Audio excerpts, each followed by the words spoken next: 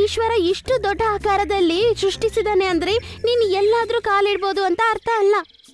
ಯಾರು ಮಾತಾಡ್ತಿರೋದು? ನನಗಂತೂ ಯಾರು ಕಾಣ್ತಿಲ್ಲ. ನಿನ್ನ ಕಣ್ಣನ್ನು ಸ್ವಲ್ಪ ತೆಗೆದು ಕೆಳಗಡೆ ನೋಡು, ನಾನ್ ನಿನಗೆ ಕಾಣಿಸ್ತೀನಿ. ಒಂದು ಕಾಡಲ್ಲಿ ಇರುವೆಗಳ ಒಂದು ದೊಡ್ಡ ಗುಂಪು ವಾಸಿಸುತ್ತಿತ್ತು. ಇರುವೆಗಳ ರಾಣಿಯಾದ ಕ್ಲೇರಾ ತುಂಬಾ ದಯೆ ಉಳ್ಳ ಇರುವೆ, ಆದರೆ ಅವಳ ಸೇವಕಿಯಾದ ವೆರೋನಿಕಾಗೆ ತುಂಬಾನೇ ಅಹಂಕಾರ. ಒಂದಿನ ಕ್ಲೇರಾ ಅವಳ ಗುಂಪಿನ ಜೊತೆಗೆ ಕಾಡಿನ ಇನ್ನೊಂದು ತುದಿಗೆ ಹೋಗ್ತಿದ್ರು. ಆಗ ಅವರಿಗೆ ತೋಳಗಳು ನಡ್ಕೊಂಡ್ ಬರ್ತಿರುವ ಶಬ್ದ ಕೇಳಿಸುತ್ತೆ. ಎಲ್ಲರೂ ಬೇಗ ಇಲ್ಲಿಂದ ದೂರ ಹೋಗಿ. ಆದ್ರೆ ವೆರೋನಿಕಾ ಮಾತ್ರ ಹೋಗೋದಿಲ್ಲ. ಏನ್ ಮಾಡ್ತಿದ್ಯಾ ವೆರೋನಿಕಾ ನೀನು? ಬೇಗ ಇಲ್ಲಿಂದ ದೂರ ಹೋಗು, ಇಲ್ಲಾಂದ್ರೆ ತೋಳಗಳ ಗುಂಪು ಬಂದು ನಿನ್ನನ್ನು ತುಳ್ಕೊಂಡು ನಡ್ಕೊಂಡು ಹೋಗ್ಬಿಡುತ್ತೆ. ಆಮೇಲೆ ನೀನು ಸತ್ತೋಗ್ಬಿಡ್ತೀಯ. ನಾವು ಮಾತ್ರ ಯಾಕೆ ನಮ್ಮ ದಾರಿಯನ್ನು ಯಾವಾಗ್ಲೂ ಬದಲಾಯಿಸ್ಬೇಕು? ನಿನಗೆ ಚೆನ್ನಾಗಿ ಗೊತ್ತಿದೆ ವೆರೋನಿಕಾ, ಎಲ್ಲ ಜಂತುಗಳಿಗಿಂತ ನಾವು ತುಂಬಾ ಚಿಕ್ಕ ಜಂತುಗಳು ಅಂತ. ಇಲ್ಲ ಮಹಾರಾಣಿ, ನಾನು ಇಲ್ಲಿಂದ ಹೋಗೋದಿಲ್ಲ. ಇಲ್ಲ, ಇದು ನನ್ನ ಆದೇಶ. ನೀನು ಇಲ್ಲಿಂದ ದೂರ ಹೋಗ್ಲೇಬೇಕು, ಇಲ್ಲ ಅಂದ್ರೆ ನೀನು ಸತ್ತೋಗ್ತೀಯ. ಕ್ಲೇರಾನ ಮಾತು ಕೇಳಿ ವೆರೋನಿಕಾ ಕೋಪದಿಂದ ಅಲ್ಲಿಂದ ಹೋಗ್ಬಿಡುತ್ತೆ. ಕೋಪದಿಂದ ಮನೆಗೆ ಬಂದ ಕ್ಲೇರಾ ವೆರೋನಿಕಾ ಹತ್ರ ಹೋಗಿ ಈಗಂತ ಹೇಳುತ್ತೆ, ನಿನಗೆ ನಿನ್ನ ಪ್ರಾಣ ಮೇಲೆ ಸ್ವಲ್ಪನೂ ಅಕ್ಕರೇನೇ ಇಲ್ವಾ? ನಾವು ಮಾತ್ರ ಯಾಕೆ ಬೇರೆ ಜಂತುಗಳ ತರ ದೊಡ್ಡ ಆಕಾರದಲ್ಲಿಲ್ಲ? ನಾವು ಮಾತ್ರ ಎಲ್ಲರಿಗಿಂತ ಚಿಕ್ಕ ಪ್ರಾಣಿಯಾಗಿ ಯಾಕಿರ್ಬೇಕು? ನಿನಗೆ ಹೇಳಿ ಹೇಳಿ ನನಗೆ ತುಂಬಾ ಸುಸ್ತಾಗ್ಬಿಟ್ಟಿದೆ ವೆರೋನಿಕಾ. ಈ ರೀತಿಯಾದ ಕನಸನ್ನು ದಯವಿಟ್ಟು ಕಾಣ್ಬೇಡ, ಅದು ನಡೆಯೋದಿಲ್ಲ. ಯಾಕಾಗೋದಿಲ್ಲ? ಈ ಪ್ರಪಂಚದಲ್ಲಿ ಏನಾದ್ರೂ ಸಾಧಿಸಬಹುದು ಅಂತ ನನಗ್ ಗೊತ್ತು. ನೋಡ್ತೀರಿ ಮಹಾರಾಣಿ, ನನ್ನ ಆಕಾರ ಕೂಡ ಬೇರೆ ಜಂತುಗಳ ತರ ಒಂದಿನ ದೊಡ್ಡದಾಗುತ್ತೆ. ಕಾಡಲ್ಲಿರುವ ಎಲ್ಲ ಜಂತುಗಳಿಗೆ ನಾನು ಬುದ್ಧಿ ಕಲಿಸ್ತೀನಿ. ವೆರೋನಿಕಾ ಮಾತಾಡಿದ್ದನ್ನ ಕೇಳಿ ಅಲ್ಲಿರುವ ಬೇರೆ ಇರುವೆಗಳು ಎಲ್ಲಾನು ನಗಕ್ಕೆ ಶುರು ಮಾಡುತ್ತವೆ. ನನ್ನನ್ನು ನೋಡಿ ಎಷ್ಟು ನಗ್ಬೇಕು ಅನ್ಕೊಂಡಿದ್ದೀರೋ ನೀವು ನಗ್ಬೋದು. ಒಂದಿನ ನನ್ನ ಆಕಾರ ದೊಡ್ಡದಾಗುತ್ತೆ, ಆಗ ನಿಜವಾದ ರಾಣಿ ನಾನಾಗ್ತೀನಿ. ಹಂಗಂತೇಳಿ ವೆರೋನಿಕಾ ಕಾಡಲ್ಲಿ ಸುತ್ತಾಡ್ಕೊಂಡ್ ಬರಕ್ಕೆ ಹೋಗ್ಬಿಡುತ್ತೆ. ಆನೆದಾದ ತುಂಬಾನೇ ಸಂತೋಷವಾಗಿ ನಡ್ಕೊಂಡ್ ಬರ್ತಾ ಇರ್ತಾನೆ. ಅವನು ಕಾಲಿಡಕ್ಕಿಂತ ಮುಂಚೆನೆ ವೆರೋನಿಕಾ ಹೆಂಗೋ ಅಲ್ಲಿಂದ ತಪ್ಸ್ಕೊಂಡ್ಬಿಡ್ತಾಳೆ. ನಿನ್ನ ಈಶ್ವರ ಇಷ್ಟು ದೊಡ್ಡ ಆಕಾರದಲ್ಲಿ ಸೃಷ್ಟಿಸಿದಾನೆ ಅಂದ್ರೆ ನೀನು ಎಲ್ಲಾದ್ರೂ ಕಾಲಿಡ್ಬೋದು ಅಂತ ಅರ್ಥ ಅಲ್ಲ. ಇರುವೆ ಮಾತಿನ ಸೌಂಡ್ ಕೇಳಿದ ತಕ್ಷಣ ಆನೆ ಆ ಕಡೆ ಈ ಕಡೆ ನೋಡಕ್ ಶುರು ಮಾಡುತ್ತೆ. ಮತ್ತೆ ಈಗಂತ ಹೇಳುತ್ತೆ, ಯಾರು ಮಾತಾಡ್ತಿರೋದು? ನನಗಂತೂ ಯಾರು ಕಾಣ್ತಿಲ್ಲ. ನಿನ್ನ ಕಣ್ಣನ್ನು ಸ್ವಲ್ಪ ತೆಗೆದು ಕೆಳಗಡೆ ನೋಡು, ನಾನ್ ನಿನಗೆ ಕಾಣಿಸ್ತೀನಿ. ಆನೆ ಕೆಳಗಡೆ ಬಗ್ಗೆ ನೋಡಿದಾಗ ಆಗ ಅದಕ್ಕೆ ಒಂದು ಚಿಕ್ಕ ಇರುವೆ ಕಾಣಿಸುತ್ತೆ. ಆ ಇರುವೆ ಆನೆಯನ್ನು ತುಂಬಾ ಕೋಪದಿಂದ ನೋಡ್ತಿರುತ್ತೆ. ತಪ್ಪಾಯ್ತಮ್ಮ, ನಾನ್ ನಿನ್ನ ನೋಡಿಲ್ಲ. ಸರಿಯಾಗಿ ಹೇಳಿದೆ. ಒಂದ್ ವೇಳೆ ನಾನ್ ನಿನ್ನ ನೋಡಿಲ್ಲ ಅಂದ್ರೆ ಇವಾಗ ಯಾವಾಗ್ಲೂ ದೇವ್ರ ಹತ್ರ ಹೋಗಿ ಸೇರ್ಕೋತಿದ್ದೆ. ತಪ್ಪು ನಿಂದಲ್ವಾ? ನೀನ್ ಈ ದಾರಿಲ್ ಬರ್ಬಾರ್ದಲ್ವಾ? ಯಾಕೆ? ನಾವು ಕಾಡಿನ ಪ್ರಾಣಿ ಅಲ್ವಾ? ಹಾ, ನೀನ್ ಇದೇ ಕಾಡಿನ ಪ್ರಾಣಿ, ಆದ್ರೆ ನಿನ್ನ ಜೀವ ಮುಖ್ಯ ಅಲ್ವಾ? ಹಾ, ಹೇಳು. ನಿನಗೆ ದೊಡ್ಡ ಆಕಾರ ಇದೆ ಅಂತ ನೀನು ಅಹಂಕಾರ ತೋರಿಸಬಾರ್ದು ಅನ್ನಿದಾದ. ನಿನಗೆ ಆ ಕತೆ ಗೊತ್ತಿರುತ್ತೆ ಅನ್ಸುತ್ತೆ. ಇರುವೆ ಕಿವಿಯೊಳಗಡೆ ಹೋದ್ರೆ ದೊಡ್ಡ ದೊಡ್ಡ ಆನೆಗಳಿಗೆ ಕೂಡ ಬುದ್ಧಿ ಕಲ್ಸುತ್ತೆ.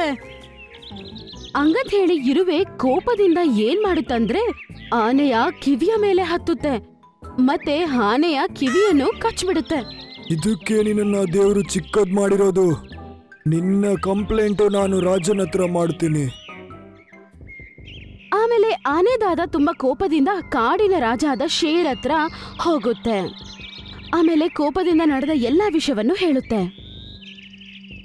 ಕಾಡಿನ ರಾಜ ಆದ ಶೇರ್ ಇರುವೆಗಳ ರಾಣಿಯಾದ ಕ್ಲೇರಾ ಮತ್ತೆ ಅವರ ಗುಂಪನ್ನು ಬರಕ್ಕೆ ಹೇಳುತ್ತೆ. ನೀನು ನಿನ್ನ ಗುಂಪಿನೊಟ್ಟಿಗೆ 1 ವರ್ಷಕ್ಕೋಸ್ಕರ ಕಾಡು ಬಿಡಬೇಕು. ಹೋಗು, ಕಾಡನ್ನ ಬಿಟ್ಟೋಗೀಗ. ನಾವೇನ್ ತಪ್ಪು ಮಾಡಿದ್ವಿ ಮಹಾರಾಜ? ನಿನ್ನ ಗುಂಪಿನ ಒಂದು ಇರುವೆ ಆನೆ ಅಜ್ಜನಿಗೆ ತೊಂದರೆ ಕೊಟ್ಟಿದೆ. ಬೇರೆ ಯಾರಾದ್ರೂ ಆಗಿದ್ರೆ ಸರಿಯಾಗಿ ಪಾಠ ಕಲಿಸ್ತಿದ್ದೆ. ನಿಮಗೆ ಏನು ಪಾಠ ಕಲಿಸೋದು? ತಪ್ಪು ನಿನ್ನದೇ. ಯಾವುದಾದ್ರೂ ಇರುವೆ ಬೇಕಂತಾನೆ ತಪ್ಪು ಮಾಡಿದ್ರೆ ಆ ತಪ್ಪಿನ ಜವಾಬ್ದಾರಿ ನಿಂದೇನೆ. ಅವಳು ಕಾಡನ್ನ ಬಿಟ್ಟು ಹೋಗೋದಕ್ಕೆ ಎಲ್ಲ ತಯಾರಿಗಳನ್ನ ಮಾಡ್ತಾ ಇದ್ಲು.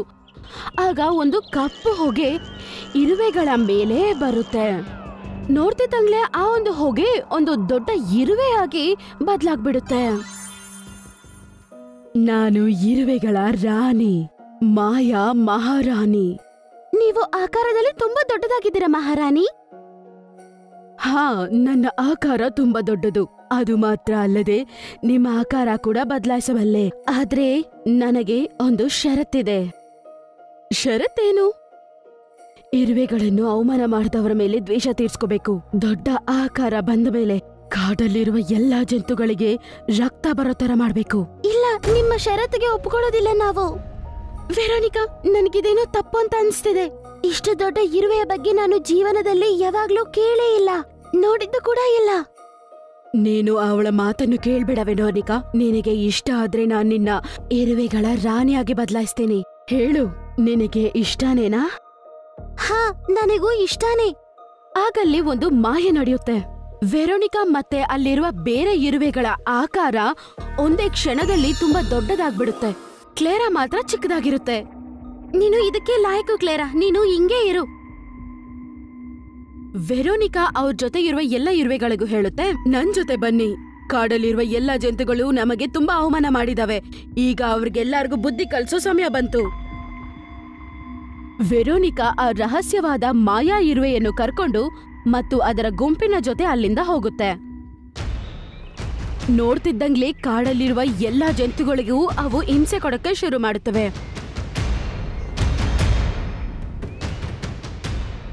ಕಾಡಿನ ರಾಜ ಆದ ಶೇರಿನ ಸಲಹೆಗಾರ ಆದ ಗೂಬೆ ಕಾಡಿನ ರಾಜನಾದ ಶೇರ್ ಬಳಿ ಹೋಗುತ್ತೆ. ಮತ್ತೆ ಅದು ಕಣ್ಣಾರ ನೋಡಿದ ಎಲ್ಲಾ ವಿಷಯಗಳನ್ನು ಕಾಡಿನ ರಾಜನ ಬಳಿ ಹೇಳುತ್ತೆ. ದೊಡ್ಡದಾಗಿರೋ ಇರುವೆಗಳ ಗುಂಪು ಇಲ್ಲೇನೋ ಬರಕ್ಕಿದೆ ರಾಜ. ನಾನೇನ್ ಮಾಡ್ಲಿ ಈಗ? ಹೇಳು ಏನಾದ್ರು. ನನಗನ್ಸುತ್ತೆ ಆ ರಾಕ್ಷಸಿಯನ್ನ ನೀವು ಹೊರಗಾಕಿದ್ರಲ್ಲ, ಅವಳದ್ದೇ ಪ್ಲಾನ್ ಇದು ಅಂತ. ಅವಳೇನೆ ಈ ಇರುವೆಗಳನ್ನೆಲ್ಲ ದೊಡ್ಡದು ಮಾಡಿ ನಮ್ಮ ಮೇಲೆ ಅಟ್ಯಾಕ್ ಮಾಡಿಸಿದಾಳೆ. ನಾವು ಬುದ್ಧಿವಂತಿಕೆ ಯೂಸ್ ಮಾಡಬೇಕು. ಸ್ವಲ್ಪ ತಾದ್ಮೇಲೆ ವೆರೋನಿಕಾ ಅದರ ಗುಂಪಿನ ಜೊತೆಗೆ ಅಲ್ಲಿಗೆ ಹೋಗುತ್ತೆ. ಸಾಯುವುದಕ್ಕೆ ತಯಾರಾಗಿರು. ನೀನು ಮಾಡಿದ ಅವಮಾನಕ್ಕೆ ನಿನ್ನ ಮೇಲೆ ದ್ವೇಷ ತೀರ್ಸ್ಕೊಳಕ್ ಬಂದಿದ್ದೀನಿ. ಇಲ್ಲಿಂದ ಹೊರಟೋಗು ವೆರೋನಿಕಾ. ಏನಂದ್ಕೊಂಡಿದ್ದೀಯಾ? ನನ್ನನ್ನ ಕೊಂದ ಕೂಡ್ಲೆ ರಾಜ್ಯ ಸಿಗುತ್ತಂತಾನ?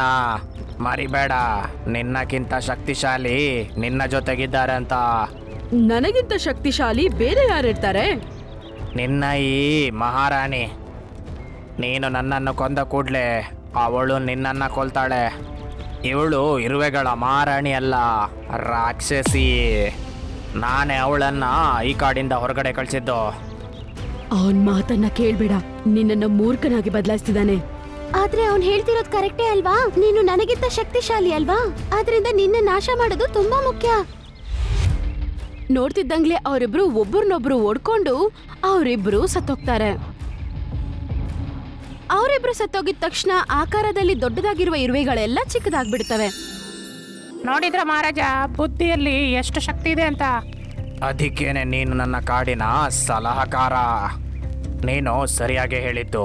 ನಾನು ಬಲ ಉಪಯೋಗಿಸಿ ಇವರ ಮೇಲೆ ಮಾಡಿದ್ರೆ ನಾನು ಸೋತೋಗ್ತಿದ್ದೆ. ಅದೆಲ್ಲ ಸರಿ ಮಹಾರಾಜ, ಆದರೆ ಈ ಇರುವೆಗಳನ್ನೇನು ಮಾಡೋದು? ಇವರು ಕೂಡ ದೋಷಿಗಳೇ ಅಲ್ವಾ? ಆ ರಾಕ್ಷಸಿಯ ಮಾತು ಕೇಳಲಿಲ್ಲ ಅಂದಿದ್ರೆ ಇವ್ರು ಇಲ್ಲಿಗೆ ಬರ್ತಿರ್ಲಿಲ್ಲ ಅಲ್ವಾ? ಆ ಸಮಯದಲ್ಲಿ ಕ್ಲೇರಾ ಕೋಪದಿಂದ ಅಲ್ಲಿಗೆ ಬರ್ತಾಳೆ. ಇವರ ಬದಲಾಗಿ ನಾನು ನಿಮ್ಮ ಹತ್ರ ಕ್ಷಮಾಪಣೆ ಕೇಳ್ತೀನಿ ಮಹಾರಾಜ. ದಯವಿಟ್ಟು ಕ್ಷಮಿಸ್ಬಿಡಿ. ತಪ್ಪೆಲ್ಲ ವೆರೋನಿಕಾದು. ಅವಳೀಗ ಸತ್ತೋಗ್ಬಿಟ್ಟಿದ್ದಾಳೆ. ಅವಳು ಮಾಡಿರುವ ತಪ್ಪಿಗೆ ಅವಳಿಗೆ ಶಿಕ್ಷೆ ಸಿಕ್ಕಿದೆ. ದಯವಿಟ್ಟು ಇವರನ್ನ ಬಿಟ್ಬಿಡಿ. ಇವಳು ಸರಿಯಾಗಿ ಹೇಳ್ತಿದ್ದಾಳೆ ಮಹಾರಾಜ. ಇವಳನ್ನ ಬಿಟ್ಬಿಡಿ. ದೇವರು ಮಾಡೋದೆಲ್ಲ ಒಳ್ಳೇದಕ್ಕೇನೆ. ನೋಡಿ, ಆ ರಾಕ್ಷಸಿಯ ಮುಕ್ತಾಯ ಹೇಗಾಯ್ತು? ನೀನ್ ಸರಿ ಹೇಳ್ತಾ ಇದ್ದೀಯಾ? ಹೋಗು, ನಾನು ನಿನ್ನ ಗುಂಪನ್ನ ಕ್ಷಮಿಸಿದ್ದೀನಿ. ಕ್ಲೇರಾ ಸಂತೋಷದಿಂದ ಅಲ್ಲಿಂದ ಹೋಗ್ಬಿಡ್ತಾಳೆ. ಈ ಕಾಡಲ್ಲಿ ಯಾವುದೇ ಪಕ್ಷಿಗಳು ಮರಿಗಳನ್ನು ಹೊಂದಲ್ಲ. ಅದು ಒಂದು ದಿನ ಆದ ಕೂಡ್ಲೆ ನಮ್ಮ ಹತ್ರ ಬಂದ್ಬಿಡುತ್ತೆ. ರಹಸ್ಯವಾದ ಗುಹೆ. ಒಂದಿನ ಮೆಟ್ಟು ಗಿಳಿ ಸುತ್ತಾಡ್ಕೊಂಡ್ ಬರೋಣ ಅಂತ ಡ್ರೀಮ್ ಲ್ಯಾಂಡ್ ಕಾಡಿಂದ ಹೊರಡುತ್ತೆ. ಅದು ಹೋಗ್ತಾ ಹೋಗ್ತಾ ಬ್ಲೂ ಲ್ಯಾಂಡ್ಗೆ ಹೋಗಿ ಸೇರ್ಕೊಳ್ಳುತ್ತೆ. ಸ್ವಲ್ಪ ತಾದ್ಮೇಲೆ ಒಂದು ಮರದ ಮೇಲೆ ಅದಕ್ಕೆ ಒಂದು ಮೇನ ಕುತ್ಕೊಂಡಿರೋದ್ ಕಾಣಿಸುತ್ತೆ. ಅದು ಕೂಡ ಅಲ್ಲೋಗಿ ಕುತ್ಕೊಳ್ಳುತ್ತೆ. ಹೆಲೋ ಮೇನಾ, ನನ್ನ ಹೆಸರು ಮಿಟ್ಟು.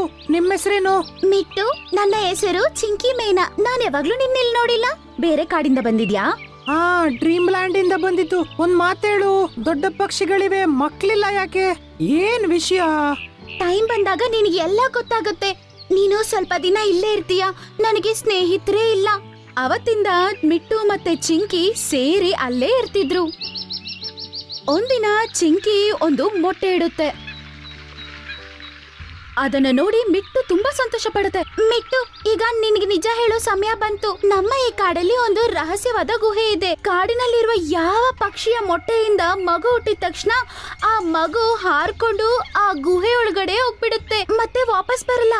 ಹಾಗಾದ್ರೆ ಯಾಕೆ ಯಾರು ಕೂಡ ಅದ್ರ ಒಳಗೋಗಲ್ಲ? ಎಷ್ಟೋ ಜಂತುಗಳು ಪ್ರಯತ್ನ ಪಟ್ವು, ಆದ್ರೆ ಯಾರ ಕೈಯಲ್ಲೂ ಏನು ಮಾಡಕ್ಕಾಗಲ್ಲ. ಆ ಗುಹೆ ಒಳಗಡೆ ಯಾರು ಹೋಗ್ಬೇಕಂತ ಆ ಗುಹೆ ಅನ್ಕೊಳತ್ತೋ ಅವ್ರ ಮಾತ್ರನೇ ಹೋಗಕ್ಕಾಗತ್ತೆ. ಅದ್ರಿಂದ ಯಾರು ಅದ್ರೊಳಗಡೆ ಹೋಗಕ್ಕೆ ಆಗಿಲ್ಲ.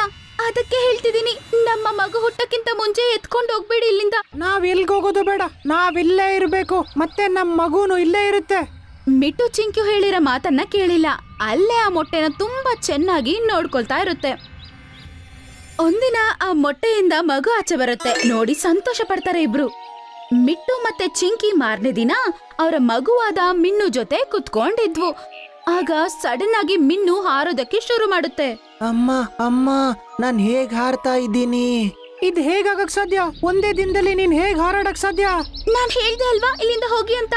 ಮಿಟ್ಟುಗ್ ಏನ್ ನಡೀತಾ ಇದೆ ಅಂತ ಅರ್ಥ ಮಾಡ್ಕೊಳಕ್ ಮುಂಚೆನೆ ಮುನ್ನು ಅಲ್ಲಿಂದ ಹಾರ್ಕೊಂಡ್ ಹೋಗ್ಬಿಡ್ತಾನೆ. ಮತ್ತೆ ಅವ್ರ ಅಪ್ಪ ಅಮ್ಮ ಇಬ್ರು ಹಿಂದ್ಗಡೆನೆ ಹೋಗ್ತಾರೆ. ಮುನ್ನು, ಆ ಸೈಡಿಗೆ ಹೋಗ್ಬೇಡ ಕಣೋ ನೀನು. ಅಮ್ಮ, ನಂಗ್ ಗೊತ್ತಾಗ್ತಾ ಇಲ್ಲ, ನಾನ್ ಆ ಕಡೆ ಹೋಗ್ತಾ ಇಲ್ಲ. ಆದ್ರೆ ಮುನ್ನು ಅವ್ರಿಗಿಂತ ವೇಗವಾಗಿ ಹಾರ್ಕೊಂಡು ಹೋಗ್ತಾ ಇರ್ತಾನೆ. ಅವ್ರಿಬ್ರ ಕೈಲಿ ಹತ್ರನೂ ಹೋಗಕ್ಕಾಗಿಲ್ಲ. ಅಮ್ಮ, ಕಾಪಾಡು. ಆಗ ಅವನು ಆ ಗುಹೆ ಒಳಗಡೆ ಹೋಗಿ ಮಾಯ ಆಗ್ಬಿಡ್ತಾನೆ. ಅವ್ರ ತಂದೆ ತಾಯಿ ಇಬ್ರು ಆ ಗುಹೆ ಒಳಗಡೆ ಹೋಗೋದಕ್ಕೆ ಪ್ರಯತ್ನ ಪಡ್ತಾರೆ. ಆದ್ರೆ ಅವರು ಇಬ್ರು ತುಂಬಾ ವೇಗವಾಗಿ ಹಿಂದ್ಗಡೆ ಬಂದು ಬಿದ್ಬಿಡ್ತಾರೆ. ಏನಾಗ್ತಿದೆ? ನಾನ್ ಯಾಕೆ ಒಳಗಡೆ ಹೋಗ್ಲಿಲ್ಲ? ಹಿಂಗ್ ನಡೆಯುತ್ತಂತಾನೆ ನಾನ್ ನಿಮಗೆ ಹೇಳಿದ್ದು, ದಯವಿಟ್ಟು ಮಗು ನೆತ್ಕೊಂಡು ಹೋಗ್ಬೇಡಿ ಅಂತ. ಆದ್ರೆ ನೀವ್ ಕೇಳಿಲ್ಲ. ಈಗ ನಮ್ ಮಗು ವಾಪಸ್ ಬರೋದಿಲ್ಲ. ಈ ಕಾಡಲ್ಲಿ ಯಾವುದೇ ಪಕ್ಷಿಗಳು ಮರಿಗಳನ್ನು ಹೊಂದಲ್ಲ. ಅದು ಒಂದು ದಿನ ಆದ ಕೂಡ್ಲೆ ನಮ್ಮ ಹತ್ರ ಬಂದ್ಬಿಡುತ್ತೆ. ನೀನ್ ಯಾರು? ಈ ಗುಹೆಯ ರಹಸ್ಯ ಏನು? ಯಾಕೆ ನಮ್ಮ ಮರಿಗಳು ಬೇಕು ನಿಂಗೆ? ನಮ್ಮ ಇಚ್ಛೆ ಇರೋ ಪ್ರಾಣಿಗಳು ಮತ್ತೆ ಸಿಂಹಗಳು ಮಾತ್ರ ಬರಕ್ ಸಾಧ್ಯ. ಈ ಗುಹೆಯ ರಹಸ್ಯ ಗೊತ್ತಾಗ್ಬೇಕು ಅಂದ್ರೆ ಆ ಸಿಂಹದ ಹತ್ರ ಹೋಗಿ. ಆ ಸಿಂಹದಿಂದ ನಮ್ಮ ಮಗು ಕರ್ಕೊಂಡೋಗಿದ್ದಾನೆ. ಆದ್ರೆ ನಿಮ್ಮ ಮಕ್ಕಳು ಇಲ್ಲಿಗೆ ಬಂದೇ ಬರ್ತಾರೆ. ಅದನ್ ಕೇಳಿಸ್ಕೊಂಡು ಮಿಟ್ಟು ಮತ್ತೆ ಚಿಂಕಿ ಗೋಲ್ಡಿ ಹತ್ರ ಹೋಗ್ತಾರೆ. ನಾನು ಆ ಗುಹೆ ಒಳಗಡೆ ಹೋಗಲ್ಲ. ಆ ರಹಸ್ಯ ಕಂಡಿಡಿಯಕ್ಕಂತ ಹೋಗಿ ನನ್ನ ಜೀವ ನಂಗೆ ಕಳ್ಕೊಳಕ್ ಆಸೆ ಇಲ್ಲ. ಹೋಗಿ ಇಲ್ಲಿಂದ. ಗೋಲ್ಡಿ ಮಾತುಗಳನ್ನ ಕೇಳಿದ ತಕ್ಷಣ ಇಬ್ರು ಗಾಬರಿಯಿಂದ ಡ್ರೀಮ್ ಲ್ಯಾಂಡ್ ಕಾಡಿನ ರಾಜ ಆದ ಶೇರ್ ಹತ್ರ ಹೋಗ್ತಾರೆ. ಈ ವಿಷಯನ ಹಾಗಾದ್ರೆ ನಾನು ಆ ಗುಹೆ ಒಳಗಡೆ ಹೋಗ್ತೀನಿ, ಮತ್ತ ಆ ರಹಸ್ಯನ ಸಾಲ್ವ್ ಮಾಡ್ತೀನಿ. ಶೇರ್ ಖಾನ್ ಅವರಿಬ್ಬರ ಜೊತೆ ಗುಹೆ ಹತ್ರ ಹೋಗ್ತಾನೆ. ಮತ್ತೆ ಅವನು ಒಳಗಡೆ ಹೋಗ್ತಾನೆ. ಒಳಗಡೆ ಹೋಗಿ ನೋಡ್ತಾನೆ, ಅಲ್ಲಿ ಒಂದು ಸುಂದರವಾದ ಕಾಡಿರುತ್ತೆ. ಅಲ್ಲೇ ಮೇನಾ ಮತ್ತೆ ಗಿಳಿ ಕುತ್ಕೊಂಡು ಇರ್ತವೆ. ಅವರಿಬ್ರು ನೋಡೋದಕ್ಕೆ ತುಂಬಾನೇ ಸುಂದರವಾಗಿರ್ತಾರೆ. ನೀವು ನಮ್ಮ ಕಾಡಿನ ಪಕ್ಷಿಗಳ ಮರಿಗಳನ್ನ ಕದ್ಕೊಂಡ್ಬಂದು ನಮ್ಮ ಪಕ್ಷಿಗಳಿಗೆ ಯಾಕೆ ಸಮಸ್ಯೆ ಕೊಡ್ತಿದ್ದೀರಾ? ಈ ಗುಹೆಯ ರಹಸ್ಯ ಏನು? ನೀನ ಸಿಂಹ ಅಲ್ಲ, ಬೇರೆ ಯಾರು? ಹಾ, ನಾನ್ ಈ ಕಾಡಿನ ರಾಜ ಅಲ್ಲ. ನಾನ್ ಡ್ರೀಮ್ ಲ್ಯಾಂಡ್ ಇಂದ ಬಂದಿರೋದು. ಆದ್ರೆ ನೀನ್ ನನಗೆ ನಿನ್ ಸಮಸ್ಯೆನ ಹೇಳು. ಇದನ್ನ ರಹಸ್ಯ ಗುಹೆ ಅಂತ ಏನಕ್ಕಂತಾರಂದ್ರೆ ಇದ್ರಲ್ಲಿ ನಾವು ಮಾತ್ರನೇ ಜೀವಿಸಕ್ಕಾಗುತ್ತೆ. ನಮ್ಮನ್ ಬಿಟ್ರೆ ಇಲ್ಲಿ ಯಾರೂ ಜೀವಿಸಕ್ಕಾಗೋದಿಲ್ಲ. ಆದ್ರೆ ನಮ್ಮ ಆನೆ ಬರಹ ಏನಂದ್ರೆ ಇಲ್ಲಿಗೆ ಶೇರ್ ಮಾತ್ರ ಒಳಗಡೆ ಬರಕ್ಕೆ ಆಗುತ್ತೆ. ಒಂದಿನ ನಾವಿಬ್ರು ನಮ್ಮ ಮಗು ಜೊತೆ ಆಟಾಡ್ತಿದ್ವಿ. ಆಗ ಒಳಗಡೆ ಒಂದು ಶೇರ್ ಬಂದ. ಅವನಿಗೆ ನನ್ನ ಮಗು ನೋಡಿ ಇಷ್ಟ ಆಯ್ತು. ಅವನು ನನ್ ಮಗುನ ಎತ್ಕೊಂಡು ಹೋಗ್ಬಿಟ್ಟ. ನಾವೀ ಗುಹೆಯಿಂದ ಆಚೆ ಹೋಗಕ್ಕೂ ಆಗಲ್ಲ, ಅದ್ರಿಂದ ಅವನನ್ನ ತಡೆಯಕ್ಕೂ ಆಗಿಲ್ಲ. ಅವಾಗಿಂದ ಅವ್ರ ಕಾಡಲ್ಲಿರುವ ಎಲ್ಲ ಮಕ್ಕಳನ್ನ ನಾವು ಆಕ್ರಮಣೆ ಮಾಡ್ತಿದೀವಿ. ಇದು ನೀವು ಮಾಡ್ತಿರೋದು ಸರಿಯಲ್ಲ. ನಮ್ಮ ಮಗು ವಾಪಸ್ ಬರೋದಿಲ್ಲ. ಆದ್ರಿಂದ ಆ ಕಾಡಲ್ಲಿರುವ ಯಾವ ಪಕ್ಷಿಯ ಮಗುನು ಅವ್ರ ಅಪ್ಪ ಅಮ್ಮ ಜೊತೆ ಇರಬಾರ್ದು. ಅದನ್ನ ಕೇಳಿಸ್ಕೊಂಡು ಶೇರ್ ಅಲ್ಲಿಂದ ಹೋಗ್ಬಿಡ್ತಾನೆ. ಮತ್ತೆ ಎಲ್ಲಾ ಜಂತುಗಳನ್ನು ಕರ್ಕೊಂಡು ಗೋಲ್ಡಿ ಹತ್ರ ಹೋಗ್ತಾನೆ. ಮತ್ತೆ ನಡೆದ ಎಲ್ಲಾ ವಿಷಯನೂ ಅವ್ರ ಹತ್ರ ಹೇಳ್ತಾನೆ. ಗೋಲ್ಡಿ, ನೀನ್ ಮಾಡಿರೋದಕ್ಕೆ ಇಡೀ ಸಮಸ್ಯೆನೇ ಕಾಡಿಗಿದೆ. ಒಂದು ಗಿಳಿಯ ಮರಿಯನ್ನ ತಿನ್ನುವಷ್ಟು ಕೆಳಗ್ ಬಿದ್ದೋದ್ಯಾ ನೀನು? ಹಾಗಲ್ಲ ಶೇರ್ ಖಾನ್, ನನ್ನ ಚಿಕ್ಕಮ್ಮನಿಗೆ ಗಿಳಿಯೊಂದು ಬೇಕಿತ್ತು. ಮತ್ತ ಅವ್ರು ಹೇಳಿದ್ರು ನಮ್ಮ ಕಾಡಿನ ಚಂದವಾದ ಗಿಳಿನ ಅವ್ರ ಹತ್ರ ಕಳಿಸ್ಬೇಕು ಅಂತ. ಅದಕ್ಕೆ ನಾನು ಅಲ್ಲಿ ಒಳಗಡೆ ಹೋಗಿದ್ದೆ ಗೊತ್ತಾ. ಮತ್ತ ಅವರ ಮಗು ನಂಗೆ ಇಷ್ಟ ಆಯ್ತು. ಹಾಗಾದ್ರೆ ಅದೆಲ್ಲಿದೆ ಈಗ? ಅದನ್ನ ಗೂಡಲ್ಲಾಕಿ ನಾನು ಚಿಕ್ಕಮ್ಮನ್ ಕಾಡಿಗೆ ಕಳ್ಸಿದ್ದೀನಿ. ಇವತ್ ಸಂಜೆ ಒಳಗಡೆ ಆ ಗಿಳಿನ ತಕೊಂಡು ಗುಹೆ ಹತ್ರ ಬಾ, ಇಲ್ಲ ಅಂದ್ರೆ ನೀನ್ ನನ್ನ ಜೊತೆ ಹೋರಾಡ್ಬೇಕಷ್ಟೇನೆ. ಮತ್ತೆ ಗೋಲ್ಡಿ ಸಾಯಂಕಾಲ ಆಗಕ್ಕಿಂತ ಮುಂಚೆನೆ ಅವ್ರ ಮಗುನ ಎತ್ಕೊಂಡು ಗುಹೆ ಹತ್ರ ಬರ್ತಾನೆ. ಮೊಂಟು, ಈ ಗಿಳಿನ ಬಿಟ್ಬಿಡು. ಅದನ್ ಕೇಳಿ ಮೋಂಟು ಕೋತಿ ಆ ಪಂಜರವನ್ನು ತೆಗೆಯುತ್ತೆ. ಮಗು ಆಚೆ ಬರುತ್ತೆ. ಗೋಲ್ಡಿ, ಈ ಮಗು ಜೊತೆಗೆ ನೀನ್ ಒಳಗಡೆ ಹೋಗಿ ಇದರ ಅಪ್ಪ ಅಮ್ಮನ ಹತ್ರ ಕ್ಷಮೆ ಕೇಳ್ಬೇಕು. ನೀನ್ ಹೇಳ್ದಾಗೇನೆ ಶೇರ್ ಖಾನ್. ಗೋಲ್ಡಿ ಗಿಳಿಯ ಜೊತೆ ಆ ಗುಹೆ ಒಳಗಡೆ ಹೋಗುತ್ತೆ. ಗಿಳಿ ಮತ್ತೆ ಮೇನ ಮಗುನ ನೋಡಿ ತುಂಬಾ ಸಂತೋಷ ಪಡ್ತಾರೆ. ಮತ್ತೆ ಮಗು ಕೂಡ ಅವ್ರ ಅಪ್ಪ ಅಮ್ಮನ ನೋಡಿ ತುಂಬಾನೇ ಸಂತೋಷ ಪಡುತ್ತೆ. ನನ್ನನ್ನ ಕ್ಷಮಿಸ್ಬಿಡ್ಬೇಕು ನೀವಿಬ್ರು. ನಾನು ನಿಮ್ ಜೊತೆ ಸರಿಯಾಗಿ ಮಾಡಿಲ್ಲ. ದಯವಿಟ್ಟು ನನ್ನ ಕಾಡಿನ ಪಕ್ಷಿಗಳನ್ನ ಬಿಟ್ಬಿಡಿ. ನಾವ್ ನಿಮ್ಮನ್ನ ಕ್ಷಮಿಸಿದೀವಿ ಗೋಲ್ಡಿ. ಈ ಮಕ್ಕಳನ್ನ ಕೂಡ ನಾವು ಬಿಟ್ಬಿಡ್ತೀವಿ. ಯಾಕಂದ್ರೆ ನಮಗೆ ಗೊತ್ತು ಒಂದು ಅಪ್ಪ ಅಮ್ಮ ಮಗುನ ಕಳ್ಕೊಂಡ್ರೆ ಎಷ್ಟು ಕಷ್ಟ ಪಡ್ತಾರೆ ಅಂತ. ಸ್ವಲ್ಪ ತಾದ್ಮೇಲೆ ಗೋಲ್ಡಿ ಮಕ್ಕಳನ್ನ ಕರ್ಕೊಂಡು ಗುಹೆಯಿಂದ ಆಚೆ ಬಂದ್ಬಿಡ್ತಾನೆ. ಮಿಟ್ಟು, ಚಿಂಕಿ ಮತ್ತೆ ಇನ್ನು ಬೇರೆ ಪಕ್ಷಿಗಳು ಅವ್ರವ್ರ ಮಕ್ಕಳನ್ನ ನೋಡಿ ಸಂತೋಷ ಪಡ್ತವೆ. ಒಳ್ಳೇದ್ ಮಾಡಿದ್ಯಾ ಗೋಲ್ಡಿ. ಇನ್ ಮುಂದೆ ಹೀಗೆ ಒಳ್ಳೆ ರಾಜನಾಗಿರು. ಇಂಥ ತಪ್ಪುಗಳನ್ನ ಮಾಡ್ಬೇಡ ನೀನು. ಮತ್ತೆ ಎಲ್ಲರೂ ಅವ್ರವ್ರ ಮನೆಗೆ ಹೋಗ್ಬಿಡ್ತಾರೆ. ಅವತ್ತಿಂದ ಆ ಕಾಡಿನಲ್ಲಿ ಎಲ್ಲಾ ಪಕ್ಷಿಗಳು ತುಂಬಾ ಸಂತೋಷವಾಗಿ ಅವರ ಮಕ್ಕಳ ಜೊತೆ ಜೀವಿಸ್ತಾ ಇದ್ವು.